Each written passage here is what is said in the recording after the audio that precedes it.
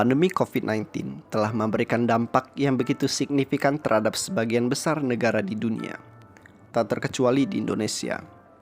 Dampak yang ditimbulkan tidak hanya pada satu bidang, namun hampir di seluruh aktivitas yang ada. Salah satu sektor yang menjadi perhatian di tengah pandemi COVID-19 adalah sektor ekonomi. Adanya kebijakan pembatasan aktivitas di luar rumah atau lockdown oleh pemerintah membuat aktivitas perdagangan terdampak dengan nilai kerugian yang tidak sedikit. Kegiatan ini mencakup semua aktivitas bisnis yang berkaitan dengan pasokan bahan material yang berhubungan langsung dengan RRT, baik ekspor maupun impor, dan termasuk juga dunia investasi. Sejak pasien pertama COVID-19 di Indonesia yang terkonfirmasi pada awal Maret tahun 2020, banyak instrumen investasi yang mengalami drop, seperti IHSG, kripto, dan lain-lain. Hal ini disebabkan oleh menurunnya tingkat permintaan di pasar, sehingga harganya pun ikut menurun. Dan hal ini pula yang menyebabkan investor-investor asing memilih untuk menahan uang mereka untuk diinvestasikan. Dari hasil penelitian menunjukkan bahwa di masa pandemi COVID-19, para investor tetap dapat memperoleh keuntungan dalam berinvestasi saham apabila setiap keputusan yang dilakukan investor tersebut didukung oleh perhitungan yang matang. Namun tetap harus berhati-hati dikarenakan bursa saham di seluruh dunia sedang mengalami penurunan. Bill Town tahun 2020 merupakan seorang ahli pasar saham dunia asal Amerika Serikat melakukan penelitian mengenai bagaimana COVID-19 berdampak pada pasar saham. Hasil penelitiannya mengatakan bahwa saat pandemi adalah saat yang paling tepat untuk berinvestasi. Hal tersebut dikarenakan banyak orang yang melakukan penjualan saham sehingga harga saham menjadi sangat murah.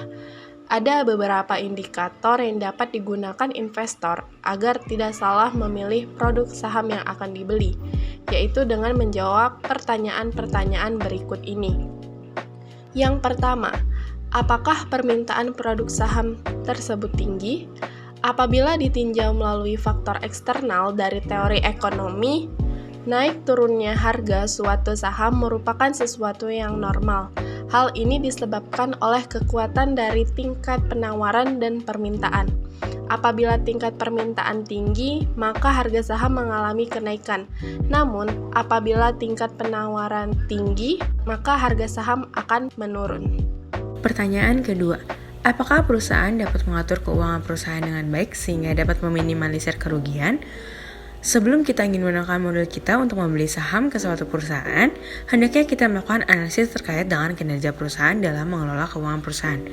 Dalam analisis fundamental, ada beberapa cara untuk melihat rasio tingkat kinerja suatu perusahaan dalam mengelola keuangannya, seperti return of asset atau ROA, return of equity atau ROE, debt to equity ratio atau DER, dan masih banyak lagi.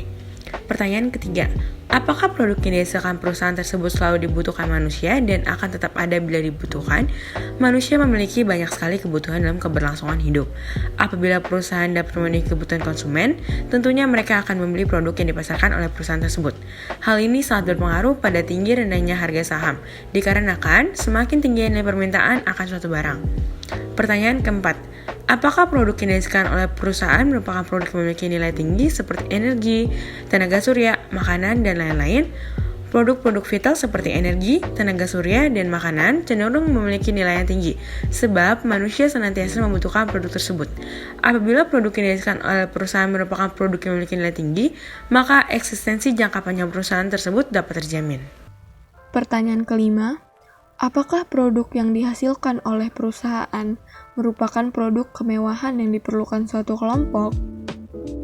Konsumen adalah pelaku terpenting dalam terjaminnya eksistensi sebuah perusahaan, karena jumlah konsumen berjalan selaras dengan keuntungan yang diperoleh perusahaan tersebut.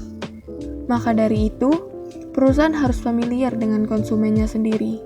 Setiap kelompok konsumen cenderung memiliki permintaan produk yang berbeda, baik untuk memenuhi kebutuhan primer, sekunder, maupun tersier. Semakin tinggi permintaan suatu produk, maka semakin tinggi pula penjualan yang dihasilkan. Maka dari itu, perusahaan yang baik adalah perusahaan yang produknya senantiasa diperlukan oleh suatu kelompok konsumen. Dalam hal ini, produk kemewahan. Selain itu, Bill berpendapat bahwa perusahaan yang sangat diuntungkan dengan adanya pandemi adalah industri makanan, alat kesehatan, dan alat-alat kebersihan. Sementara, perusahaan lain mengalami kerugian yang amat parah, terutama di bidang pariwisata.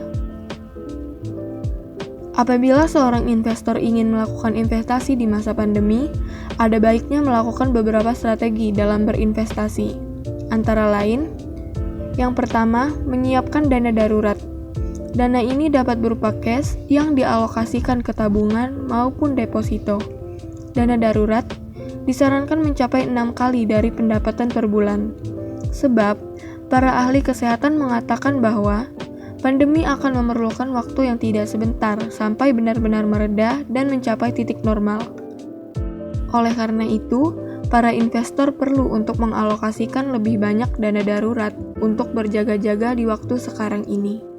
Yang kedua, melakukan analisis fundamental terhadap saham-saham yang akan dibeli, di mana analisis fundamental membuat investor dapat mengetahui prospek perusahaan dan memprediksi return saham di masa mendatang.